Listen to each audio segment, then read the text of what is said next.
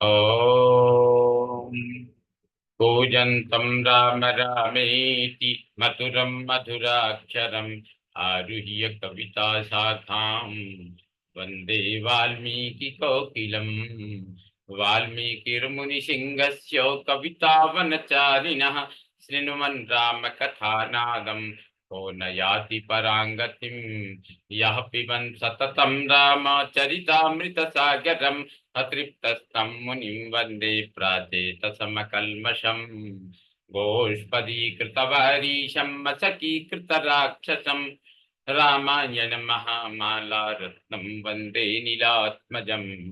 अञ्जनानन्दनं वीरं जानकी शोकनाशनं कपीशमक्षहन्तारं वन्दे लङ्का भयङ्करम्। भवतां समेषां श्रीमद् वाल्मीकि रामायण पारायणोपक्रमे हार्दं स्वागतम् अभिनन्दनं च। इदानीं बालकाण्डस्य दशमः सर्गः आरभ्यते। इस सर्ग में अंग देश में ऋष्यशृंग के आने तथा शांता के साथ विवाह होने के प्रसंग का कुछ विस्तार के साथ वर्णन। सुमंत्रश्चोदितो राज्ञा प्रोवाचेरं वचस्तदा यथर्ष्य शृंगस्त्वानीतो येनोपायेन मंत्रिभिः तन्मे निगदितं सर्वं शृणु मे मंत्रिभिः सह। राजा की आज्ञा पाकर उस समय सुमंत्र ने इस प्रकार कहना आरंभ किया। राजन, रोमपाद के मंत्रियों में ऋष्यशृंग को वहां जिस प्रकार और जिस उपाय से बुलाया गया था वह सब मैं आपको बता रहा हूँ। आप मंत्रियों सहित मेरी बात सुनिए। रोमपादमुवाचेदं सहामात्यः पुरोहितः उपायो निरपायोऽयम् अस्माभिरभिचिन्तितः। उस समय अमात्यों सहित पुरोहित ने राजा रोमपाद से कहा, महाराज, हम लोगों ने एक उपाय सोचा है जिसे काम में लाने से किसी भी विघ्न बाधा के आने की संभावना नहीं है। ऋष्यशृंगो वनचरः तपः स्वाध्याय संयुतः अनभिज्ञस्तु नारीणां विषयाणां सुखस्य च। ऋष्यशृंग मुनि सदा वन में ही रहकर तपस्या और स्वाध्याय में लगे रहते हैं। वे स्त्रियों को पहचानते तक नहीं हैं और विषयों के सुख से भी सर्वथा अनभिज्ञ हैं। इंद्रियार्थैरभिमतैर्नरचित्त प्रमाथिभिः पुरमानाययिष्यामः क्षिप्रं चाध्यवसीयताम्। हम मनुष्यों के चित्त को मथ डालने वाले मनोवांछित विषयों का प्रलोभन देकर उन्हें अपने नगर में ले आएंगे। अतः इसके लिए शीघ्र प्रयत्न किया जाए। गणिकास्तत्र गच्छन्तु रूपवत्यः स्वलंकृताः प्रलोभ्य विविधोपायैरानेष्यन्तीह सत्कृताः। यदि सुंदर आभूषणों से विभूषित मनोहर रूप वाली वेश्याएं वहां जाएं तो वे भांति भांति के उपायों से उन्हें लुभाकर इस नगर में ले आएंगी। अतः इन्हें सत्कार पूर्वक भेजना चाहिए। श्रुत्वा तथेति राजा च प्रत्युवाच पुरोहितं पुरोहितो मंत्रिणश्च तदा चक्रुश्च ते तथा। यह बात राजा ने पुरोहित को यह सुनकर राजा ने पुरोहित को उत्तर दिया, बहुत अच्छा, आप लोग ऐसा ही करें। आज्ञा पाकर पुरोहित और मंत्रियों ने उस समय वैसी ही व्यवस्था की। वारमुख्यास्तु तच्छ्रुत्वा वनं प्रविविशुर्महात् आश्रमस्याभिदूरेऽस्मिन् यत्नं कुर्वन्ति दर्शने। तब नगर की मुख्य मुख्य वेश्याएं राजा का आदेश सुनकर उस महान वन में गईं और मुनि के आश्रम से थोड़ी ही दूर पर ठहरकर उनके दर्शन का उद्योग करने लगीं। ऋषे पुत्रस्य धीरस्य नित्यमाश्रमवासिनः पितुः स नित्य संतुष्टो नाति चक्रामचाश्रमात्। मुनि कुमार ऋष्यशृंग बड़े ही धीर स्वभाव के थे, सदा आश्रम में ही रहा करते थे। उन्हें सर्वदा अपने पिता के पास रहने में ही अधिक सुख मिलता था, अतः वे कभी आश्रम के बाहर नहीं निकलते थे। न तेन जन्म प्रवृत्ति दृष्ट पूर्वम तपस्विना स्त्री वा पुमान वा यच्चान्यत् तत्त्वं नगर राष्ट्रजम। उन तपस्वी ऋषि कुमार ने जन्म से लेकर उस समय तक पहले कभी न तो कोई स्त्री देखी थी और न पिता के सिवा दूसरे किसी पुरुष का ही दर्शन किया था। नगर या राष्ट्र के गांव में उत्पन्न हुए दूसरे दूसरे प्राणियों को भी वे नहीं देख पाए थे। ततः कदाचित्तं देशम् आजगाम यदृच्छया विभाण्डकसुतस्तत्र तत्ताश्चापश्यद्वराङ्गनाः। तदनंतर एक दिन विभाण्डक कुमार ऋष्यशृंग अकस्मात घूमते फिरते उस स्थान पर चले आए जहां वे वेश्याएं ठहरी हुई थी। वहां उन्होंने उन सुंदरी वनिताओं को देखा। ताश्चित्रवेशा प्रमदा गायन्त्यो मधुरस्वरम् ऋषिपुत्रमुपागम्य सर्वा वचनमब्रुवन्। उन प्रमदाओं का वेश बड़ा ही सुंदर और अद्भुत था। वे मीठे स्वर में गा रही थी। ऋषि कुमार को आया देख सभी उनके पास चली आई और इस प्रकार पूछने लगी, कस्त्वं किं वर्तसे ब्रह्मन् ज्ञातुमिच्छामहे वयम् एकस्त्वं विजने दूरे वने चरसि संसनः। ब्रह्मन, आप कौन हैं, क्या करते हैं तथा इस निर्जन वन में आश्रम से इतनी दूर आकर अकेले क्यों विचर रहे हैं, यह हमें बताइए, हम लोग इस बात को जानना चाहती हैं। अदृष्ट रूपास्तास्तेन काम्य रूपा वने स्त्रियः हार्दात् तस्य मतिर्जाता अख्यातुं पितरम स्वकम। ऋष्यशृंग ने वन में कभी स्त्रियों का रूप नहीं देखा था और वे स्त्रियां तो अत्यंत कमनीय रूप से सुशोभित थीं, अतः उन्हें देखकर उनके मन में स्नेह उत्पन्न हो गया। इसलिए उन्होंने उनसे अपने पिता का परिचय देने का विचार किया। पिता विभाण्डकोऽस्माकं तस्याहं सुत औरसः ऋष्यशृंगः इति ख्यातं नाम कर्म च मे भुवि। वे बोले, मेरे पिता का नाम विभाण्डक मुनि है, मैं उनका औरस पुत्र हूँ। मेरा ऋष्यशृंग नाम और तपस्या आदि कर्म इस भूमंडल में प्रसिद्ध है। यह श्रम पदोस्माकं समीपे शुभ दर्शना करिष्ये गोत्र पूजां वै सर्वेषां विधि पूर्वकम। यहाँ पास ही मेरा आश्रम है, आप लोग देखने में परम सुंदर हैं, अथवा आपका दर्शन मेरे लिए शुभकारक है। आप मेरे आश्रम पर चलें, वहां मैं आप सब लोगों की विधि पूर्वक पूजा करूंगा। ऋषिपुत्र वच श्रुत्वा सर्वासां मतिरास वै तत्तदाश्रम पदम दृष्टुम जगमुः सर्वास्ततोंगनाः। ऋषि कुमार की यह बात सुनकर सब उनसे सहमत हो गईं। फिर वे सब सुंदरी स्त्रियां उनका आश्रम देखने के लिए वहां गईं। गतानां तु ततः पूजां ऋषिपुत्रश्चकारः इदमर्घ्यमिदं पाद्यं फलं मूलं फलं च नः। इदमर्घ्यमिदं पाद्यं इदं मूलं फलं च नः।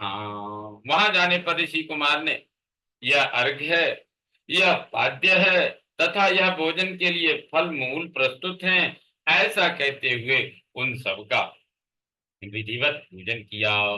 प्रतिगृह्य तुतां पूजां सर्वा एव समुत्सुका ऋषिर्भीताश्च शीघ्रं तु गमनाय मतिं दधुः। ऋषि की पूजा स्वीकार करके वे सभी वहां से चली जाने को उत्सुक हुई। उन्हें विभांडक मुनि का भय लग रहा था, इसलिए उन्होंने शीघ्र ही वहां से चली जाने का विचार किया। अस्माकमपि मुख्यानि फलानि इमानि हे द्विज गृहाण विप्रभद्रम ते भक्षयस्व च माचिरम। वे बोली, ब्रह्मन, हमारे पास भी ये उत्तम फल हैं, विप्र प्रवर, इन्हें ग्रहण कीजिए, आपका कल्याण हो। इन फलों को शीघ्र ही खा लीजिए, विलंब न कीजिए। ततस्तास्तम समालिंग्य सर्वाहर्ष समन्विता मोदकान् प्रददुस्तस्मै भक्ष्यांश्च विविधान् शुभान्। ऐसा कहकर उन सब ने हर्ष में भरकर ऋषि का आलिंगन किया और वे उन्हें खाने योग्य भांति भांति के उत्तम पदार्थ तथा बहुत सी मिठाइयां दी उन्होंने। तानि चास्वाद्य तेजस्वी फलानीति स्म मन्यते अनास्वादित पूर्वाणी वने नित्य निवासिनाम। उनका रसास्वादन करके उन तेजस्वी ऋषि ने समझा कि ये भी फल हैं, क्योंकि उस दिन के पहले उन्होंने कभी वैसे पदार्थ नहीं खाए थे। भला सदा वन में रहने वालों के लिए ऐसी वस्तुओं के स्वाद लेने का अवसर ही कहाँ है। आपृच्छ्य च तदा विप्रम ब्रह्मचर्यां निवेद्य च गच्छन्ति स्मापदेशान् गच्छन्ति स्मापदेशान्ता भीतास्तस्य पितुस्त्रियः।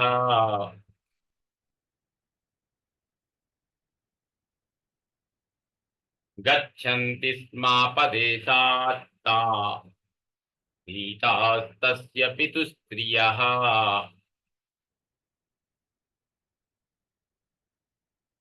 तत्पश्चात उनके पिता विभांडक मुनि के डर से डरी हुई वे स्त्रियां व्रत और अनुष्ठान की बात बताकर उन ब्राह्मण कुमार से पूछकर उसी बहाने वहां से चली गईं।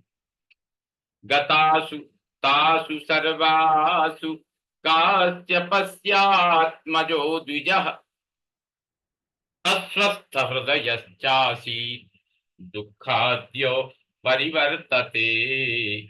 उन सबके चले जाने पर काश्यप कुमार ब्राह्मण ऋष्य श्रृंग मन ही मन व्याकुल हो उठे और बड़े दुख से इधर उधर टहलने लगे। ततो परिद्युस्तम देशम आजगाम सवीर्यवान विभाण्डक सुत श्रीमान मनसा चिंतयन् मुहुः मनोज्ञा यत्र तादृष्टा वार मुख्या स्वलंकृताः। तदनंतर दूसरे दिन फिर मन से उन्हीं का बारंबार चिंतन करते हुए शक्तिशाली विभांडक कुमार श्रीमान ऋष्यशृंग उसी स्थान पर गए जहां पहले दिन उन्होंने वस्त्र और आभूषणों से सजी हुई उन मनोहर रूप वाली वेश्याओं को देखा था। दृष्ट्वैव च ततो विप्रम आयान्तं हृष्टमानसा उपसृत्य ततस्तरवास्तास्तमुचुरिदं वचः एह्याश्रमपदं सौम्य अस्माकमिति चाब्रुवन्। ब्राह्मण ऋष्य श्रृंग को आते देखकर तुरंत ही उन वेश्याओं का हृदय प्रसन्नता से खिल उठा। वे सब की सब उनके पास जाकर उनसे इस प्रकार कहने लगी, सौम्य, आओ आज हमारे आश्रम पर चलो। चित्राण्यत्र बहूनि स्युर् मूलानि च फलानि च तत्राप्येष विशेषेण विधिर्हि भविता ध्रुवम्। यद्यपि यहाँ नाना प्रकार के फल मूल बहुत मिलते हैं, तथापि वहां भी निश्चय ही इन सब का विशेष रूप से प्रबंध हो सकता है। श्रुत्वा तु वचनं तासां सर्वासां हृदयंगमं गमनाय मतिं चक्रे तं च निन्युस्तथा स्त्रियः। उन सबके मनोहर वचन सुनकर ऋष्यशृंग उनके साथ जाने को तैयार हो गए और वे स्त्रियां उन्हें अंग देश में ले गईं। तत्र चानीयमाने तु विप्रे तस्मिन् महात्मनि ववर्ष सहसा देवो जगत प्रह्लादयंस्तदा। उन महात्मा ब्राह्मण के अंग देश में आते ही इंद्र ने संपूर्ण जगत को प्रसन्न करते हुए सहसा पानी बरसाना आरंभ कर दिया।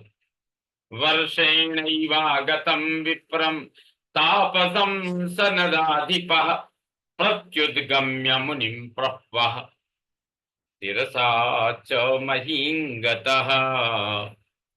वर्षा से ही हो वर्षा से ही राजा को अनुमान हो गया कि वे तपस्वी ब्राह्मण कुमार आ गए और फिर बड़ी विनय के साथ राजा ने उनकी अगवानी की और पृथ्वी पर मस्तक टेक कर उन्हें साष्टांग प्रणाम किया। अर्घ्यम च प्रददौ तस्मै न्यायतः सुसमाहितः वव्रे प्रसादम विप्रेन्द्रान माँ विप्रम मन्युराविषेद। फिर एकाग्र चित्त होकर उन्होंने ऋषि को अर्घ्य निवेदन किया तथा उन विप्र शिरोमणि से वरदान मांगा। भगवान, आप और आपके पिताजी का कृपा प्रसाद मुझे प्राप्त हो। ऐसा उन्होंने इसलिए किया कि कहीं कपट पूर्वक यहाँ तक लाए जाने का रहस्य जान लेने पर विप्रवर ऋष्यशृंग अथवा विभांडक मुनि के मन में मेरे प्रति क्रोध न हो।